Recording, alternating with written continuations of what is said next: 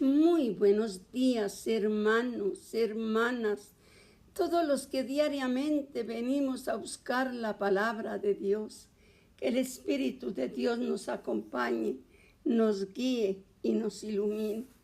Ya hoy es jueves 6 de junio. Hoy vamos a hacer, ayer terminamos la explicación del capítulo 12 de Daniel. Hoy vamos a hacer un repaso del libro de Daniel. Quiero empezar con una lectura que me pareció muy bella, que nos habla. Un terremoto estremece los cimientos donde nos sentimos seguros. Un tornado arrasa toda una vida de recuerdos. La bala de un asesino cambia la historia nacional. Un conductor ebrio ciega la vida de una víctima inocente. Un divorcio destroza un hogar. Las tragedias personales y globales hacen que nuestro mundo parezca un lugar tenebroso, lleno de maldad y aparentemente fuera de control. Pero eso es lo que estamos viviendo, hermanos.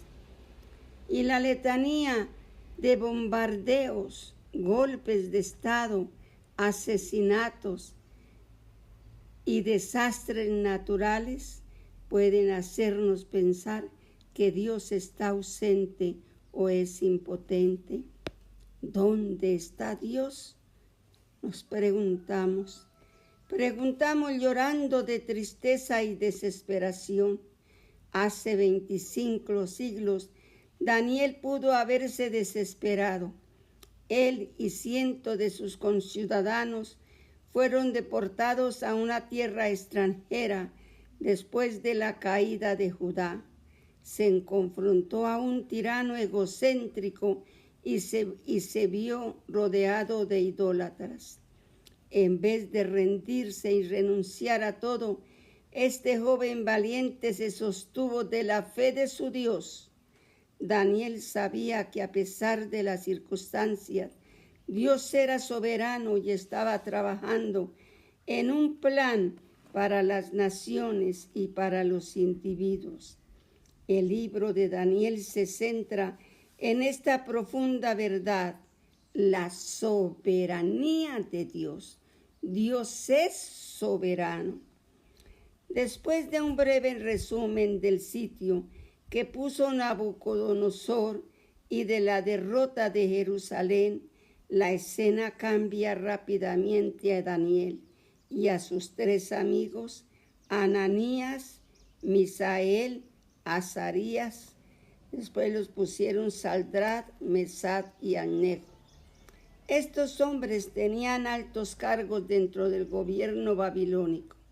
Daniel en particular tenía ese cargo debido a su don de interpretar los sueños del rey que hablaban del plan de Dios en desarrollo, capítulos de 2, 3 y 4.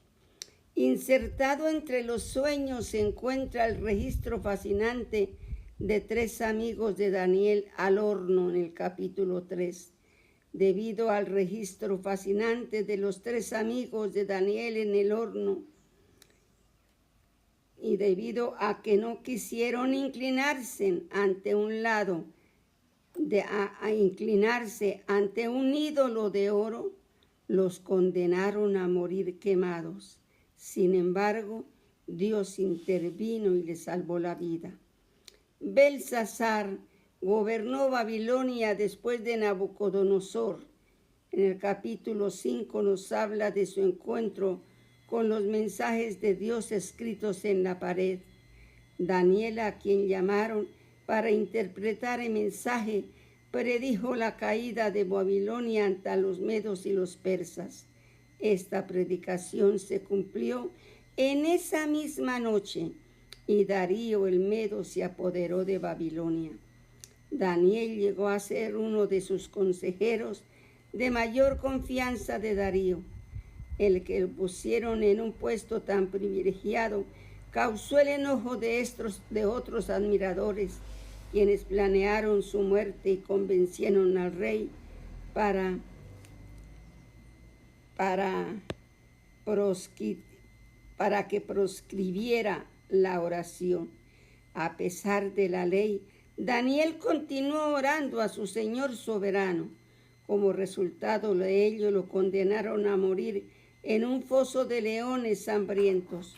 Otra vez Dios intervino y salvó a Daniel cerrando la boca de los leones. Eso fue en el capítulo 6. El libro concluye con una serie de visiones que Daniel tuvo durante los reinados de Belsasar, Darío y Ciro. Estos sueños subrayan dramáticamente los planes futuros de Dios que comienzan con Babilonia y continúan hasta el final de los tiempos. Presenta una predicción de la redención de Dios y se dice que son la clave de toda profecía bíblica. Dios es soberano. Él tenía las riendas de Babilonia. Se ha estado moviendo a lo largo de la historia, controlando los destinos de la gente desde entonces y ahora también. A pesar de los informes noticiosos y de la atención personal, podemos tener la seguridad de que Dios está en el timón. Oigamos, hermanos, Dios está en el timón. Cuando usted lea, ya leímos nosotros a Daniel y nos dimos cuenta. Aquí vemos para qué destinatario lo escribieron. Lo escribieron para Babilonia y para el pueblo de Dios en todas partes. O sea que lo escribieron para nosotros. El marco histórico de Daniel había sido deportado a Babilonia en el año 605. Allá sirvió en el gobierno unos 60 años bajo los reyes Nabucodonosor, Belsasar, Darío y Ciro. Miremos el versículo clave, hermanos. Subráyenlo. Está en el capítulo 2 y el versículo 26. Subrayen, porque ese es el versículo clave de todo el libro de Daniel y nos dice: Él, quien es el Dios, Él revela lo profundo y lo escondido. Conoce lo que está en tinieblas y con Él mora la luz. Mire qué bello ese versículo, el versículo clave. El lugar dice que en el palacio de Nabucodonosor, el horno de fuego, el comedor de Belsasar y el foso de los leones, donde se manifestó Daniel. Vamos a ver nosotros aquí en los megatemas la explicación de cada uno que la necesitamos. Dios tiene el control. Dios todo lo sabe y está al frente de los acontecimientos del mundo. Dios gobierna y retira a los líderes rebeldes que lo desafían. Dios derrotará el mal.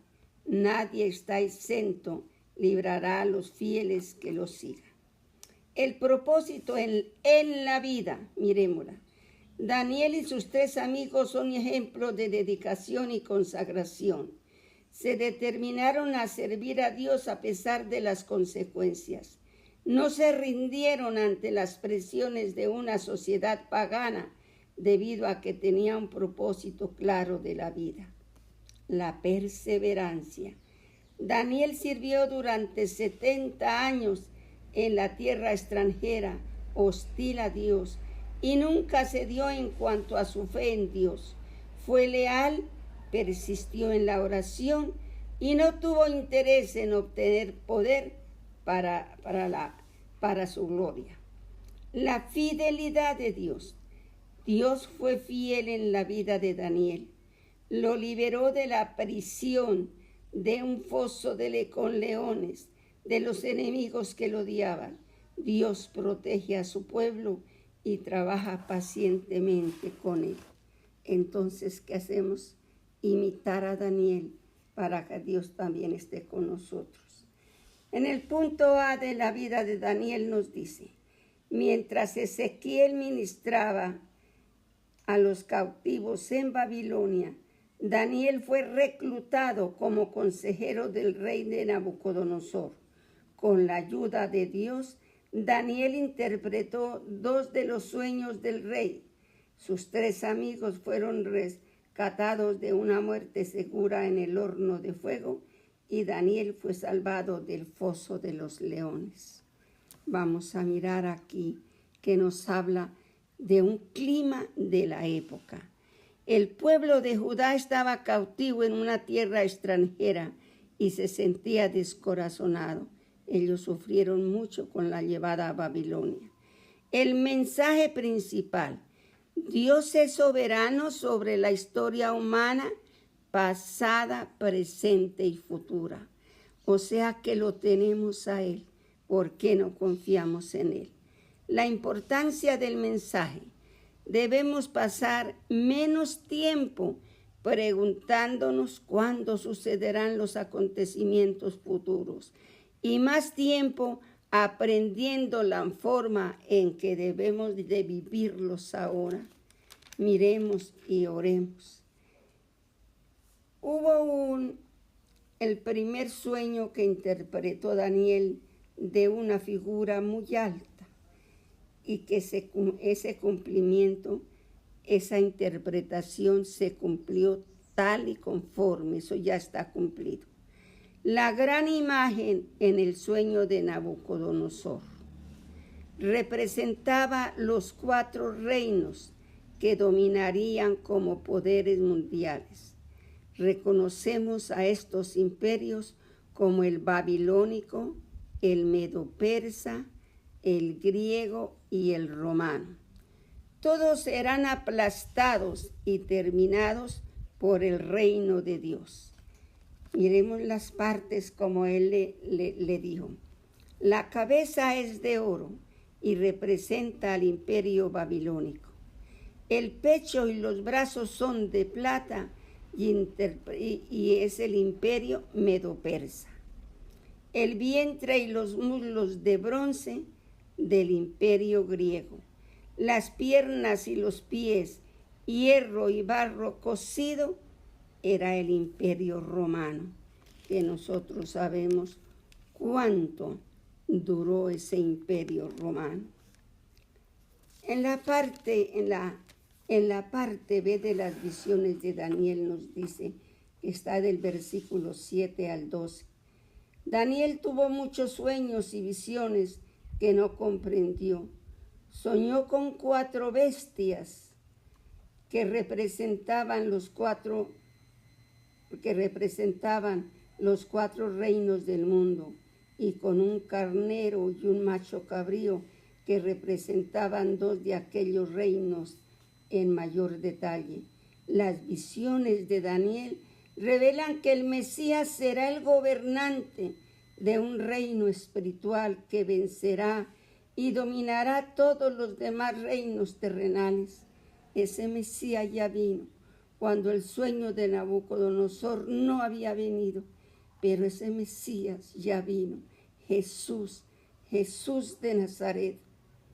Estas visiones nos ayudan a ver que debemos interpretar la historia a la luz del reino eterno de Dios.